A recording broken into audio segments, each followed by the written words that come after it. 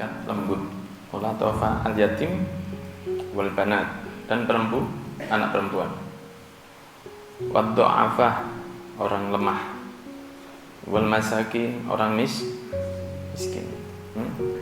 Wal munkasirin, orang-orang yang tidak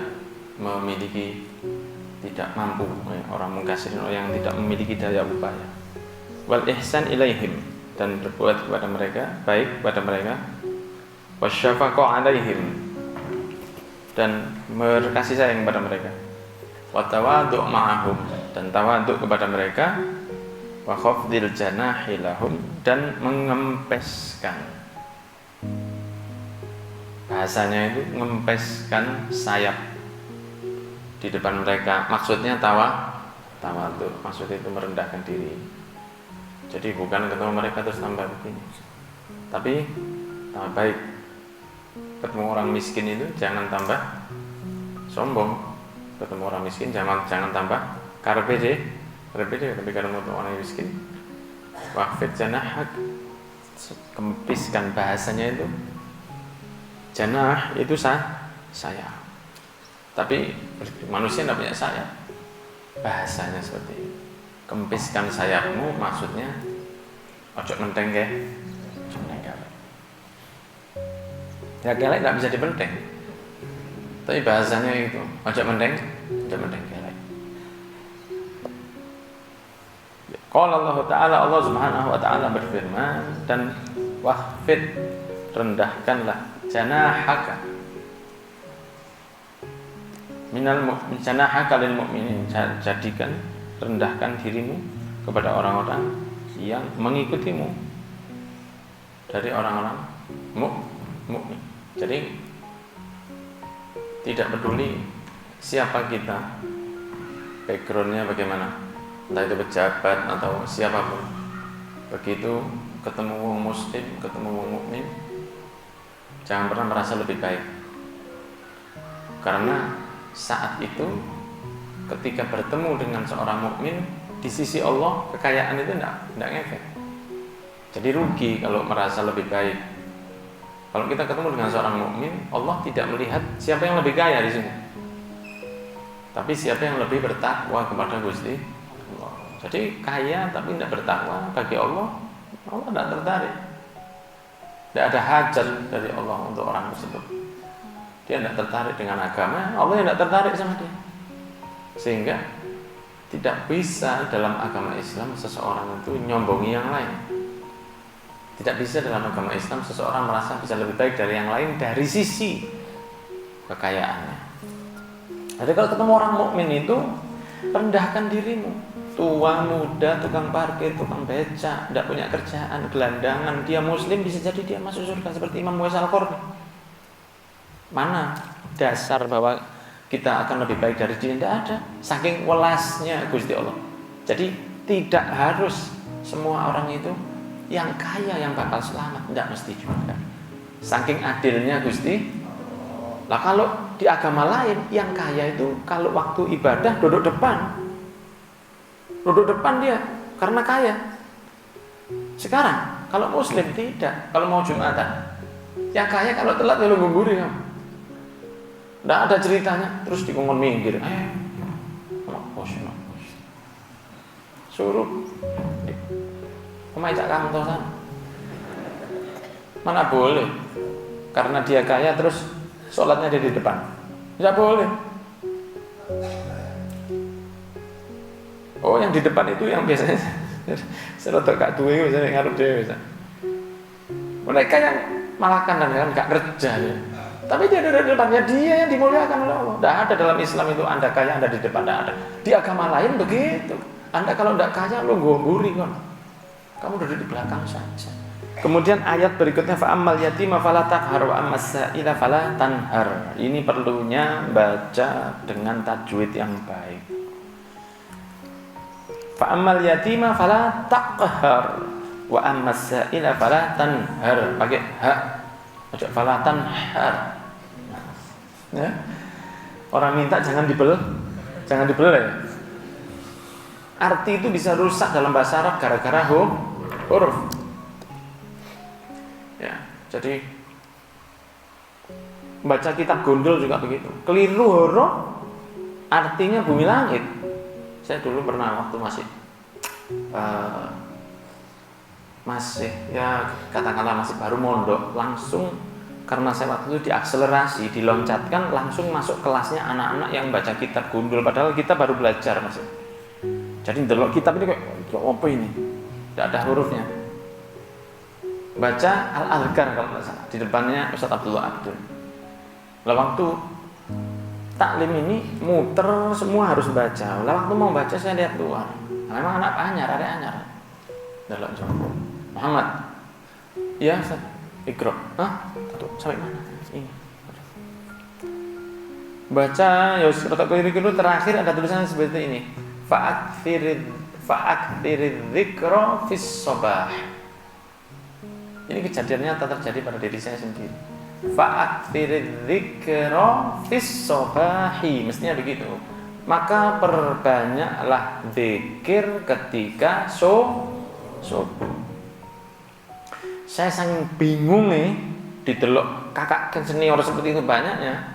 Saya membacanya fa'aktsirid dzakara fis sibah. Perbanyaklah kelamin laki-laki ketika renang. Ngewakak kabeh. Saya yang mau mengingatkan itu gak kuat. Ustaz Abdullah ini gak kuat pisan. Saya pikir apa? Salah apa saya? Nggak ngerti. Dikit keliru kamu bacanya. Fa'aktsirid dzikra fis sabahi. Bukan fa'aktsirid dzakara fis sibahi. Sibah itu ya Allah. Keliru titik ini arti ini gak karu-karuan. Ada lagi orang-orang yang baca merasa sudah bisa ngaji. Orang Arab merasa sudah bisa ngaji. Tunjukkan Yasin, dibaca yes. Yes, loh kok yes? Ya kan ada panjang kan jadi E itu, bukan. Alif lam mim dibaca alama. Alif lam ra dibaca alaro. Kenapa? Karena dia merasa bisa membaca Al-Qur'an padahal dia loh, kan saya ini orang Arab, enggak bisa. Saking adilnya Allah, orang Arab kalau tidak belajar Quran enggak bisa membaca Quran. Saking adilnya Gusti Allah. Ada lagi yang membaca Ara'aita lagi apa? Wa ilal ibili kaifa khuliqat. Wa ilal ibili kaifa khuliqat. Ya. Dan apa kamu tidak melihat ketika onta itu dicipta oleh Allah? Karena onta itu bagi orang Arab segalanya. Seperti anaknya. Jadi kalau ada orang nubruk onta, itu mereka tersinggungnya seperti ditubruk anaknya. Harus diganti dengan paling tidak yang lebih baik dari yang mati itu. Kalau tidak, kejadian keluarganya dibunuh sama dia. Keluarga yang nubruk itu dibunuh sak rumah. Saking tersinggungnya mereka kalau ada onta mereka dicederai. Maka onta itu bagi orang Arab luar biasa, karena onta itu kendaraan juga makanan panta pencaharian mereka. Susunya itu untuk diminum untuk makanan mereka. Sawah mereka ini, onta itu sawah mereka. Dan juga kalau dijual mendapatkan harga yang baik. Nah itu kalau kita membacanya dengan baik, wa ilal ibili kayak apalah yang duruna ilal ibili kaifa khuliqat. Apa kamu tidak melihat? Maka mereka tidak melihat. Apalah yang durun? Apa mereka tidak melihat? Ilal ibili kepada onta kaifa khuliqat. Bagaimana terciptanya, bagaimana saking indahnya. Kakinya itu punya sensor, sehingga dia kalau jalan itu dia tahu ini adalah pasir hisab, jangan dilewati. Oh ini kalau naik agak terjal, dia tahu ini kalau diinjak akan longsor. Jadi dia itu lebih kuat sensornya dari manusia. Dan dia kuat 2 minggu tanpa minum di padang pasir, karena dia punya tempat banyak jurigen di dalam perutnya, sehingga dia tidak dehidrasi dia. Tapi dia kalau minum ya 1 jeding itu amblas. Minum dulu dia, kemudian perjalanan 2 minggu, itu onta. Makanya diberi contoh oleh Allah, afala yanzuruna ilal ibili kaifa. Tapi kalau orang bacanya sok alim kaifa khuliqat, ada ya. Afala yanzuruna ilal ibili kaifa khuliqat. Digondol. Apa kamu tidak melihat? Onta itu kalau digondol yang tidak bohis saya rasa ya. Onta kalau digondol itu gimana? Huliqat itu digondol. Khuliqat sama huliqat, ha sama kha. Baina sama wasumur bor. Nah, itu kalau keliru-keliru. Dulu apa saya dulu juga begini. Kalau dipanggil namanya beda huruf, kelirunya gak karu-karuan. Dulu ayah saya itu kalau pengajian, marilah hadirin dan hadirat yang dirahmati oleh Allah. MC-nya kan seperti ini. Segala puji dan syukur kita haturkan kepada kehadirat Allah Subhanahu wa taala. Salawat serta salam kita haturkan kepada junjungan kita Nabi besar Muhammad sallallahu alaihi wasallam yang telah membawa kita dari alam kegelapan menuju terang benderang, yaitu dinul Islam. Standar MC harus seperti itu. Itu setelah ujiannya itu 10 menit. MC itu baru ujian yang saya hormati Bapak Pulang 10 menit. Marilah kita dengarkan Mau'idatul Hasanah dari Al-Habib Ahmad Anis bin Hasan Sah. Apa saya sebagai terlalu fasih. Mestinya kan syihab atau syahab, shin ha alif ba syihab, artinya bintang.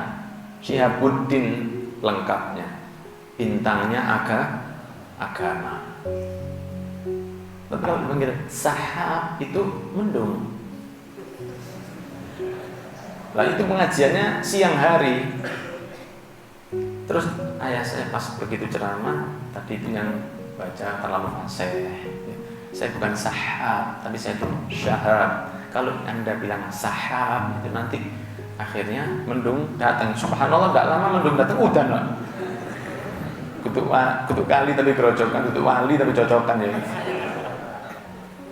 Ya, jadi jangan keliru. Nah, di sini yang dirahmati oleh Allah, para hadirin, wa masaila falatanhar, kepada orang miskin jangan dihardik. Jadi termasuk kalau memberi kepada orang yang mengemis, memberi kepada orang yang ngamen, jangan menolak dengan cara yang kasar. Jangan menolak dengan cara yang kasar. Baru kemarin itu saya kena kejadian. Orang minta, kan saya bahas tentang kalau bahkan mestinya orang terima kasih ke orang yang minta, ya mestinya kan begitu, karena dia yang hitungannya akan membawa pahala bagi kita di yaumil qiyamah. Saya mau praktek, soalnya baru lah ada orang minta, saya kasih, langsung balik. Maksud saya mau ngomong terima kasih. Atau Bu, terima kasih. Iya terima kasih. Pikirnya dia kok gak ngomong terima kasih. Ya Allah, salamannya. Karena pengen ngundat temen sih. Kok gak ikhlas. Loh, maksud saya itu saya.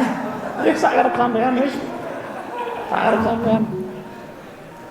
Pikirnya dia itu, oh iya terima kasih. Pikirnya padahal saya mau terima kasih teman. Cobaan hidup ini berat sekali. Maka dikatakan di sini Allah juga berfirman dalam surat Al-Ma'un 1-3, ara'aital ladzi kadzibu biddin fadzalika alladzi yad'u al-yatim wa la yahuddu 'ala ta'amil miskin. Allah Subhanahu wa taala mengatakan, kamu apa tidak melihat kepada mereka yang mendustakan agama? Awalnya itu seperti itu. Apakah kamu tidak memperhatikan kepada orang-orang yang mendustakan agama? Siapa itu? Fadzalika alladzi, itulah mereka yang yad'ul yatim. Ini ayat yang sering kita baca, tapi kadang-kadang ini lepas dari pemahaman dan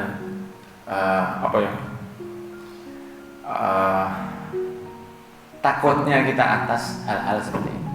Padahal ini ayat sangat menakutkan sekali, karena Allah memberi label ini di sini, ya. Ara'aital ladzi yukadzibu biddin fadzalikal ladzi yad'ul. Kamu ingin tahu, kata Allah, siapa itu orang yang mendustakan agama? Mereka itu yang menghardik anak yatim. Karena dulu seperti itu, zaman-zaman itu seperti sekarang ya masih ada, tapi tidak separah dulu. Wala yahuddu ala ta'amil, dan dia tidak menganjurkan untuk memberi makan kepada orang miskin. Jadi kalau ada orang miskin Kalau ada orang miskin yang butuh makan, ada saudaranya yang mau ngasih, dia mengatakan jangan. Kamu mau jadi Tuhan, tak ngasih makan. Nanti jadi pangeran aku. Tuhan aja nggak ngasih dia makan, kok kamu kok sok main Tuhan-Tuhanan. Tuhan aja nggak mau sama mereka. Kalau Tuhan mau kan Tuhan ngasih makan mereka. Ini alasannya orang pelit. Tuhan nggak ngasih makan mereka, kamu ngapain ngasih makan? Biar nanti jadinya ini nanti malas. Jangan. Wala yahuddu ala ta'amil, dan tidak memotivasi untuk memberi makan kepada orang lain, bahkan menahan. Itu katanya Allah Subhanahu wa taala termasuk orang yang mendustakan agama. Makanya banyak acara-acara, banyak peringatan-peringatan santunan anak yatim. Ya, itu baik. Biasanya santunan anak yatim itu juga ada yang dibarengi dengan du'afa. Nah, kalau du'afa itu jangan yang miskin ditaruh di atas panggung. Yang miskin jangan. Itu seperti menghinakan yang tidak punya tadi, tidak boleh. Kalau yang yatim masih tidak apa-apa. Kalau yang du'afa dinaikkan juga itu seperti pelecehan. Mungkin selama ini orang tidak tahu kalau dia dalam keadaan lemah. Tapi bisa jadi gara-gara kita taruh di atas, orang lain tahu, oh ini orang gak duwe. Nah, itu yang gak masalah. Wallahu a'lam bishawab.